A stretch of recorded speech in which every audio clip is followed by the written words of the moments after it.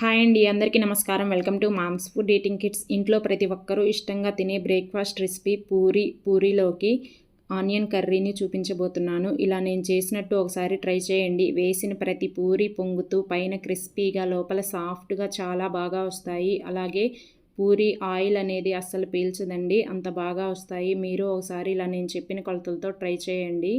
దానికోసం ముందుగా ఒక గిన్నెను తీసుకొని ఒక 3 కప్పుల గోధుమ పిండి వేసుకోండి. ఇప్పుడు ఈ గోధుమ పిండిలోకి ఒక 2 టేబుల్ స్పూన్ల బొంబాయి రవ్వ, అదే ఉప్మాకి వాడతాం కదండి రవ్వ, అది వేసుకోండి. ఈ రవ్వ వేయడం వల్ల పూరి పైన క్రిస్పీగా వస్తుంది. అలాగే 1 టీ స్పూన్ పంచదార వేసుకోండి, చప్పదనం లేకుండా ఉంటుంది. అలాగే మీ రుచికి సరిపడా ఉప్పు వేసుకోండి. ఇక్కడ నేను 1 టీ స్పూన్ వేసుకున్నాను. ఇదంతా ఒకసారి బాగా కలిపేసుకోవాలి. ఇలా అంతా కలుపుకున్న తర్వాత 1 టేబుల్ స్పూన్ ఆయిల్ వేసుకోండి. ఇలా ఆయిల్ వేయడం వల్ల పూరి చాలా సాఫ్ట్గా ఉంటుందండి. ఇదంతా బాగా రఫ్ చేసుకున్నట్టు ఈ ఆయిల్ అంతా పిండికి పట్టించుకోవాలి. ఇలా అంతా పట్టించుకున్న తర్వాత కొంచెం కొంచెం నీళ్లు వేసుకుంటూ ఇలా నేను కలుపుతున్నట్టు కలుపుకోండి. పిండినంతా ఒకేసారి నీళ్లు పోసేసుకోవద్దు. ఇలా అంతా పిండిని తడిపేసుకున్న తర్వాత ఇప్పుడు గట్టిగా ప్రెస్ చేసుకుంటూ ఒక 5 నిమిషాలు బాగా కలుపుకోండి, పిండి సాఫ్ట్గా అయ్యే వరకు. చూసారా, ఇలా ఉండాలి పిండి ముద్ద అనేది సాఫ్ట్గా. ఇప్పుడు ఒక 2 చుక్కల ఆయిల్ వేసుకొని పిండినంతా స్ప్రెడ్ చేసుకోండి. పిండి పైన ఎండిపోకుండా బాగా ఉంటుంది. ఇప్పుడు ఒక మూతను పెట్టుకొని ఒక అరగంట పక్కన పెట్టేసుకోండి. మీకు టైం లేకపోతే ఒక 15 నిమిషాలన్నా పక్కన పెట్టుకోండి.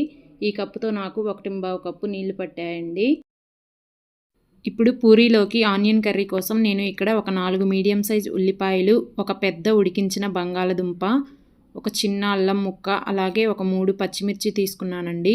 మీ కారానికి తగ్గట్టు తీసుకోండి పచ్చిమిర్చి. మీకు సరిపోకపోతే ఉల్లిపాయల్ని ఇలా సన్నగా స్లైసెస్ లాగా కట్ చేసుకోవాలి. అలాగే పచ్చిమిర్చిని ఇలా చీరి పక్కన పెట్టుకోండి. అల్లాన్ని ఇలా సన్న ముక్కలుగా కట్ చేసుకోవాలి. ఇలా అన్నీ కట్ చేసుకొని పక్కన పెట్టేసుకోండి. ఇప్పుడు కర్రీ కోసం ఒక ప్యాన్ తీసుకొని దానిలోకి ఒక 3 టేబుల్ స్పూన్ల ఆయిల్ వేసుకోవాలి. ఈ ఆయిల్ కొంచెం హీట్ అయ్యాక 1 టీ స్పూన్ పచ్చిశనగపప్పు, 1/2 టీ స్పూన్ ఆవాలు, 1/2 టీ స్పూన్ జీలకర్ర వేసుకొని ఒక 2 ఎండుమిరపకాయలని ఇలా తుంచి వేసుకోండి. ఇప్పుడు మంటని మీడియం ఫ్లేమ్లో పెట్టుకొని ఈ పోపంతా మంచి రంగు వచ్చే వరకు వేయించుకోవాలి. పోపంతా ఇలా వేగిపోయిన తర్వాత మనం సన్నగా తరిగి పెట్టుకున్న అల్లం ముక్కలు వేసుకొని 1 నిమిషం పాటు వేయించుకోండి. అల్లం కొంచెం ఇలా వేగిపోయిన తర్వాత దీనిలోకి ఒక రెమ్మ కరివేపాకు వేసుకొని అలాగే కట్ చేసి పెట్టుకున్న పచ్చిమిరపకాయలు వేసుకొని ఇలా 1 నిమిషం వేయించుకోండి. పోపంతా ఇలా కొంచెం వేగిన తర్వాత ఇప్పుడు కట్ చేసి పెట్టుకున్న ఉల్లిపాయ ముక్కలన్నిటినీ వేసేసుకోండి. అలాగే ఒక 1/2 టీ స్పూన్ కల్లుప్పు వేసుకుంటున్నాను. మీరు సాల్ట్ వేసుకోండి మీ దగ్గర లేకపోతే. ఇప్పుడు ఇదంతా ఒకసారి కలిపేసుకొని మూత పెట్టి 1 నిమిషం పాటు ఇలా వేయించండి. 1 నిమిషం తర్వాత మూత తీసి ఒక 2 టేబుల్ స్పూన్ల పచ్చి బఠానీ వేసుకుంటున్నానండి. మీ దగ్గర లేకపోతే స్కిప్ చేసేయండి, లేకపోతే ఫ్రోజన్ బఠానీ అయినా వాడుకోవచ్చు.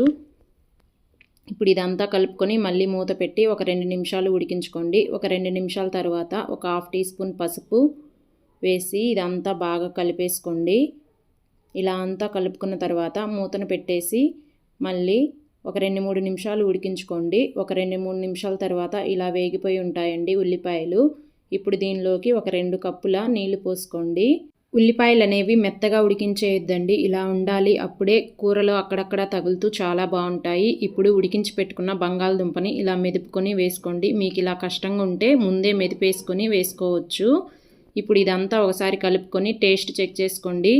చేసుకున్న తర్వాత మీ రుచికి సరిపడా ఉప్పు వేసుకొని ఒకసారి కలుపుకొని మూత పెట్టి నీళ్లు తెరలే వరకు ఉడికించుకోండి. ఇది ఉడికేలోపు ఇప్పుడు ఒక బౌల్ తీసుకొని దానిలోకి 2 టీ స్పూన్ల శనగపిండి వేసుకోండి. అలాగే ఒక అరకప్పు నీళ్లు వేసుకొని ఉంటలు ఏమీ లేకుండా పిండిని బాగా కలుపుకోవాలండి. చూసారా, ఇలా ఉండాలి బాగా.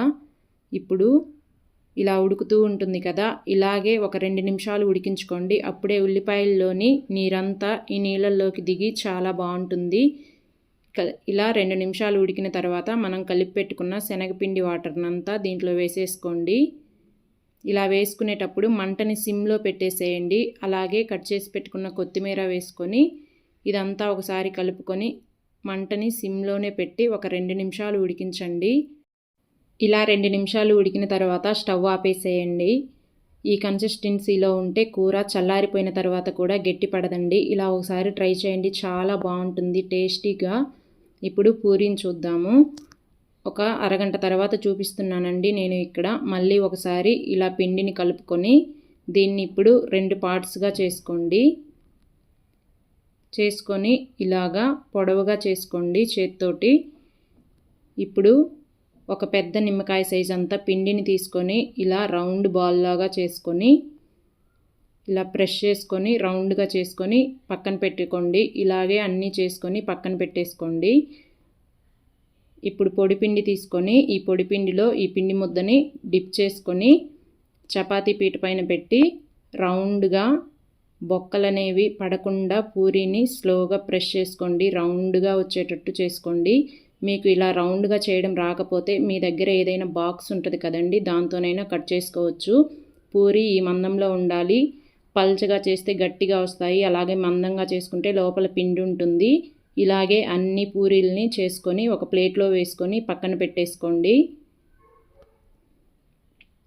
ఇలా అన్నీ చేసుకున్న తర్వాత ఇప్పుడు డీప్ ఫ్రైకి సరిపడా ఆయిల్ పెట్టుకొని ఆయిల్ని హై ఫ్లేమ్లో బాగా వేడెక్కనివ్వాలండి. ఆయిల్ బాగా వేడయ్యాక మాత్రమే ఇలా ఒక పూరీని వేసుకొని చిన్నగా ప్రెస్ చేసినట్టు అనండి. అంతేనండి, పూరి ఇలా బాగా పొంగుతుంది. ఆయిల్ వేడెక్కకుండా వేస్తే పూరి ఆయిల్ని బాగా లాగేస్తుంది.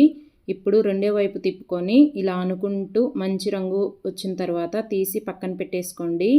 అంతేనండి, పూరి రెడీ అయిపోతుంది. ఇలాగే అన్ని పూరీల్ని చేసి పక్కన పెట్టేసుకోండి. హోటల్ స్టైల్ పూరి మీరు కూడా ఇంట్లో చేయొచ్చు, అంత బాగా వస్తాయి. ఇలా నేను చెప్పినట్టు చేయండి. నచ్చితే ఒక లైక్ చేసి మీ ఫ్రెండ్స్ అండ్ రిలేటివ్స్